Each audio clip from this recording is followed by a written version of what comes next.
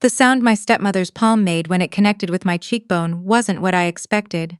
It wasn't a crack or a pop. It was flat and wet and absolutely final, like a door being slammed in a language you understand perfectly. The Christmas crackers were still on the table. My father's good china, the set that had belonged to my grandmother, sat between us like witnesses. Nobody moved to check if I was all right. Nobody moved at all. I had known, in a clinical, detached sort of way, that the evening would go badly. I had known it the same way I know when a set of financials is going to unravel, not because I can see the lie yet, but because something in the structure doesn't breathe right. When my father called me in October and asked me to come home for Christmas, his voice had that particular weight it gets when he's already made a decision and is fit to ask. And when I got there and my stepbrother stood in the hallway with his arm around his wife's shoulders, wearing a suit that cost more than my first car, I felt it settle into certainty. I set the iPad on the table between the roasted potatoes and the gravy boat at exactly 7:43 in the evening. The documents loaded immediately, clean, time-stamped, sourced directly from OS5's public disclosure database and a forensic accounting file my firm's associate had spent 6 weeks building in secret. I had rehearsed this moment dozens of times on the drive down the QEW from Toronto. I had planned to be calm and methodical. I didn't get past the first paragraph. My stepbrother's company filed zero revenue with CRA for the last 2 fiscal years, I said, keeping my voice level. He told you the business was generating $4 million annually.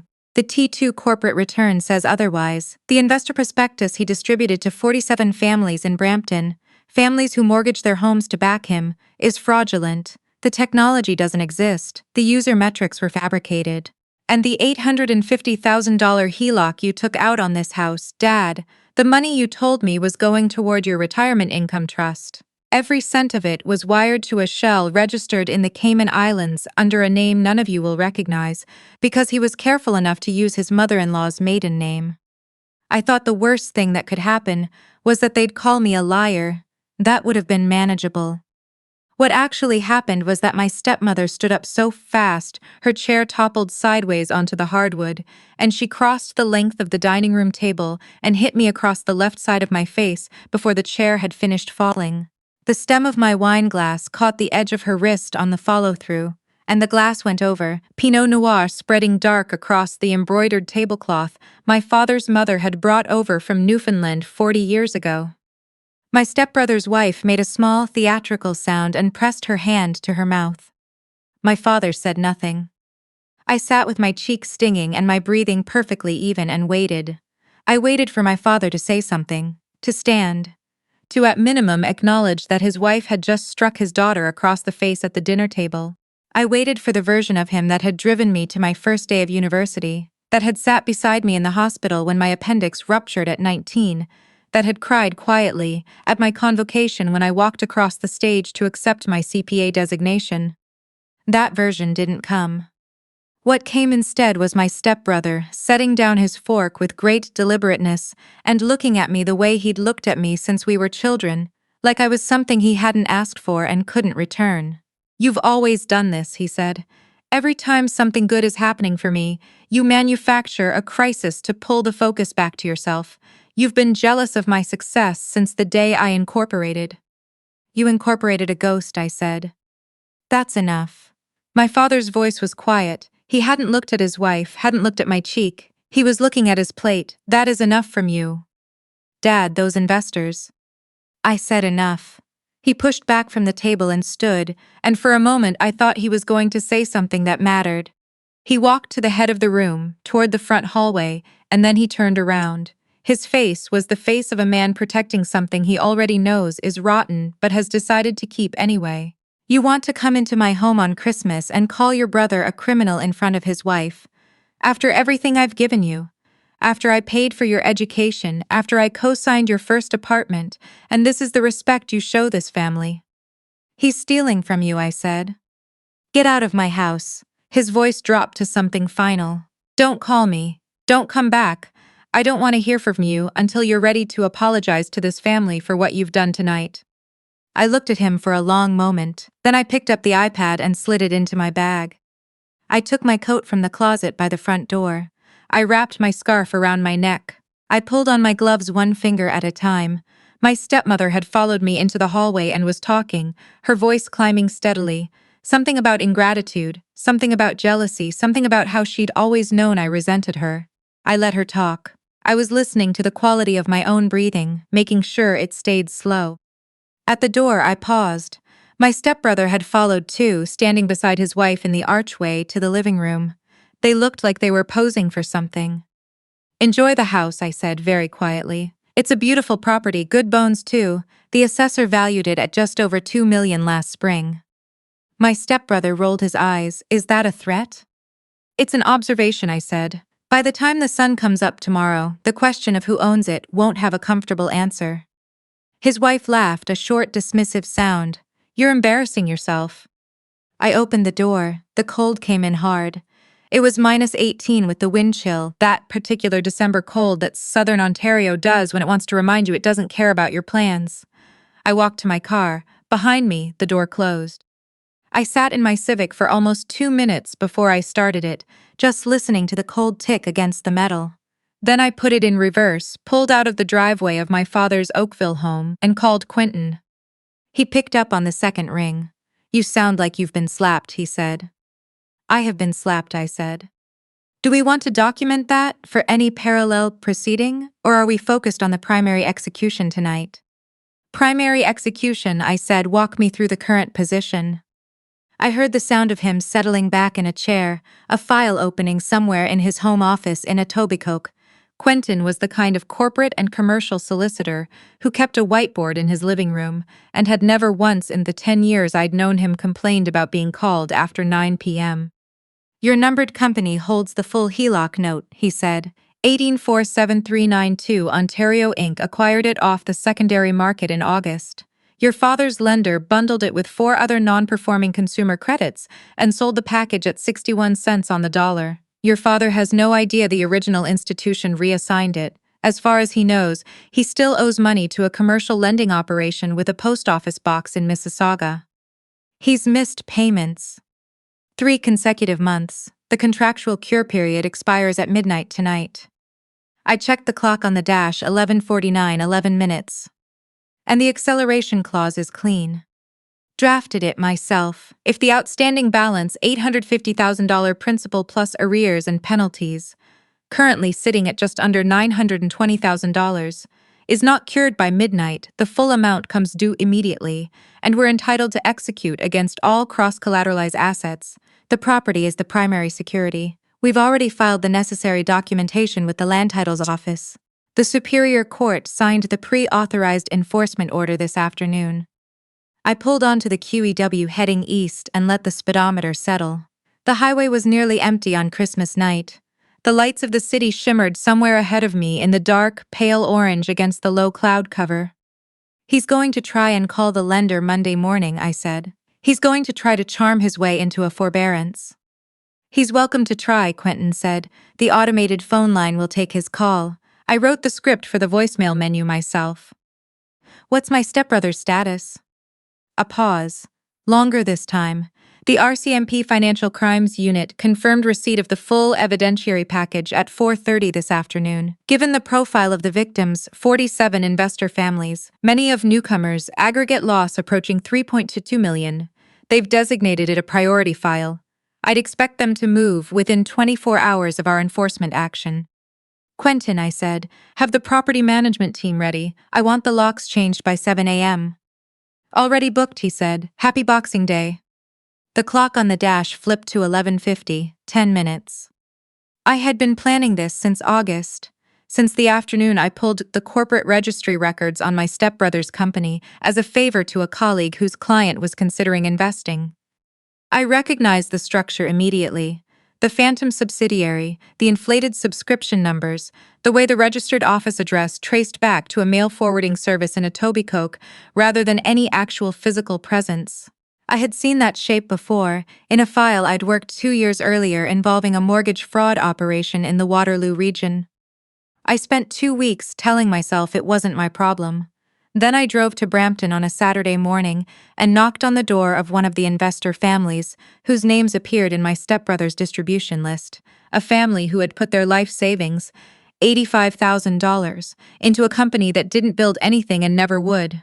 The woman who answered the door was 63 years old and had worked 30 years as a personal support worker. She offered me tea and told me she was planning to use the returns to help her daughter with a down payment. I stopped telling myself it wasn't my problem. What I didn't do was go to my father first. I had made that mistake when I was 22. When I first noticed the way my stepbrother was quietly redirecting renovation contracts from my father's property management company to businesses registered to my stepmother's relatives. My father had told me I was paranoid, that I'd never accepted his marriage, and that I should be grateful I had a brother who took an interest in the business. The conversation cost me 2 years of our relationship and taught me something I've carried since. You don't warn people who aren't ready to hear it. You build the case first, you make it impossible to look away. So I built the case, I bought the debt. And I drove down to Christmas dinner.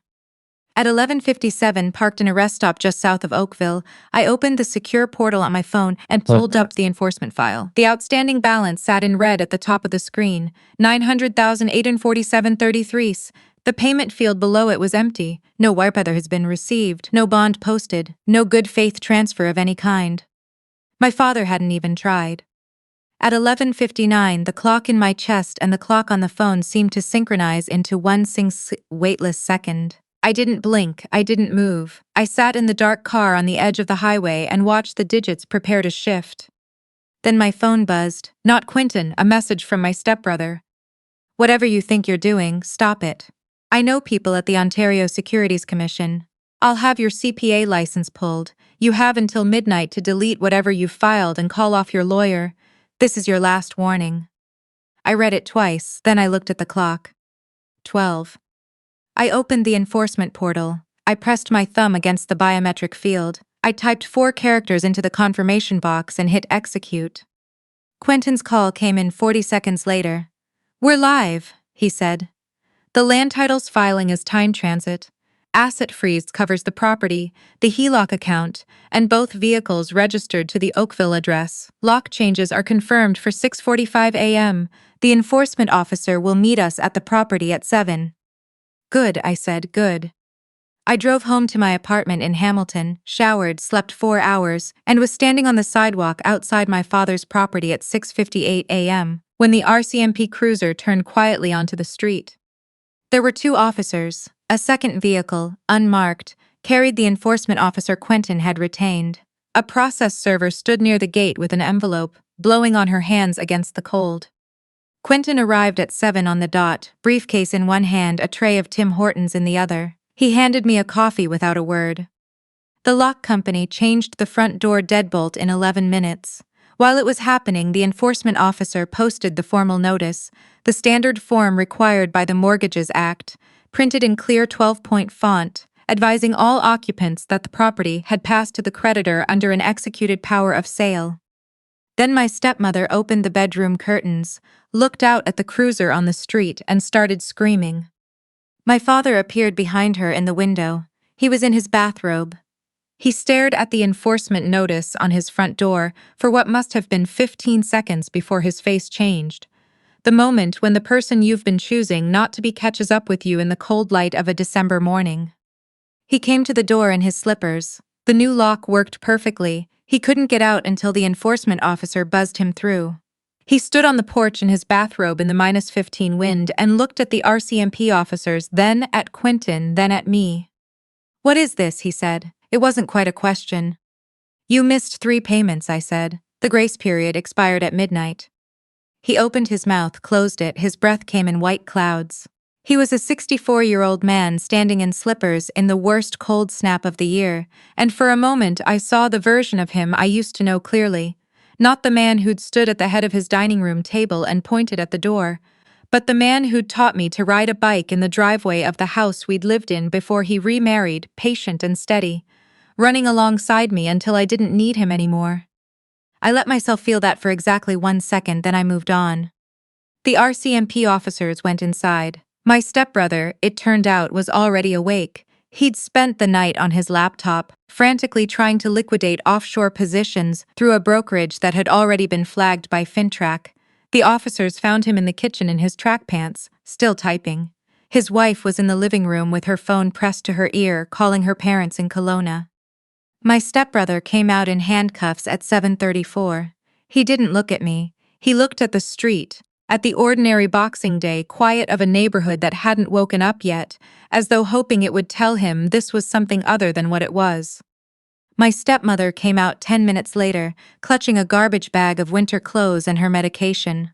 She walked past me without speaking and stood at the end of the driveway. Then she turned back. "You did this because you hate me," she said. Her voice was steadier than I expected. "I did this," I said, "because 47 families put their savings into a fraud your son was running. Some of them have nothing left." She looked at me for a long moment. Then she picked up her bag and walked to the street. My father was last. He'd been allowed to go upstairs and dress under escort, and when he came out he was wearing his good coat, the charcoal wool one, the one he wore to church on the years he still went. He was carrying a single canvas tote bag. He walked down the front steps and stopped in front of me. "Was it you?" he asked. "The numbered company. Was it you all along?" "Yes," I said. He nodded slowly. I watched him process it, the full architecture of what I'd done, the months of it, the deliberateness. He wasn't a stupid man. He understood structured patience when he saw it. "I tried to tell you," I said, "twice. The first time I was 22. You told me I'd never accepted your marriage." He didn't say anything. "You threw me out last night," I said.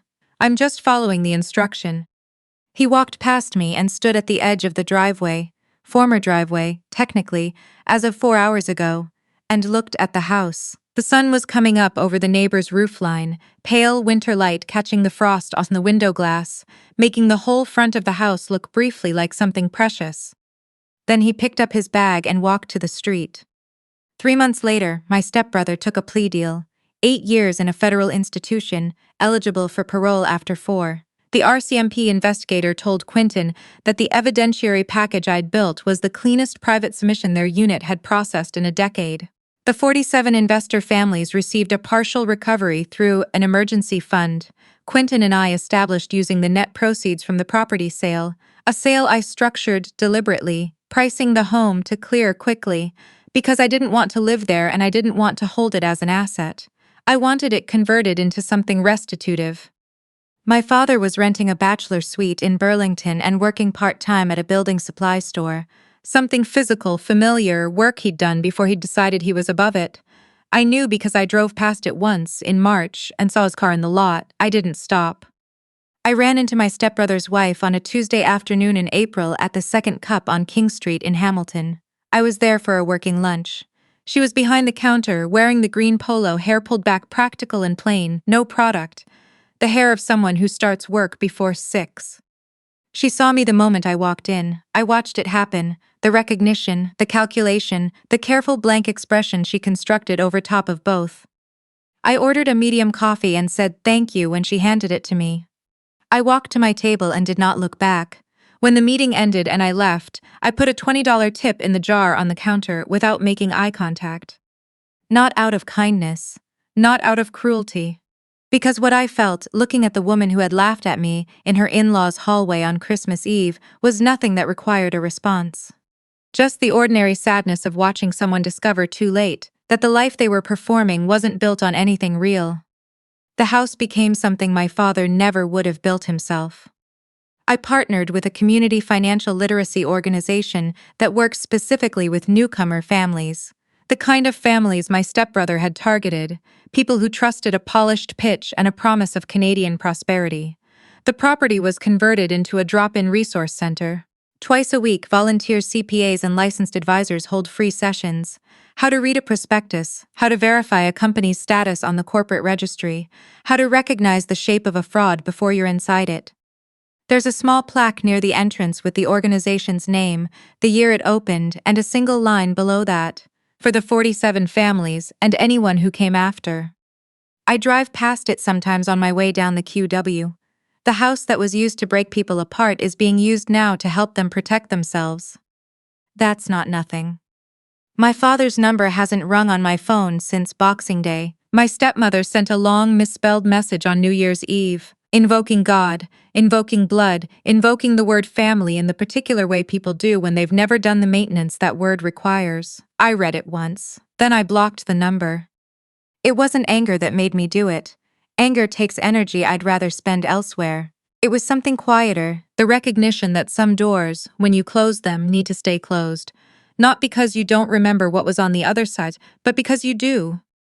My life is entirely my own now. My work, my apartment with the good light on King Street West, my colleagues who argue with me about methodology and buy me coffee when I'm right, my Saturday mornings at the farmer's market, which I have slowly, stubbornly reclaimed as a small and private joy.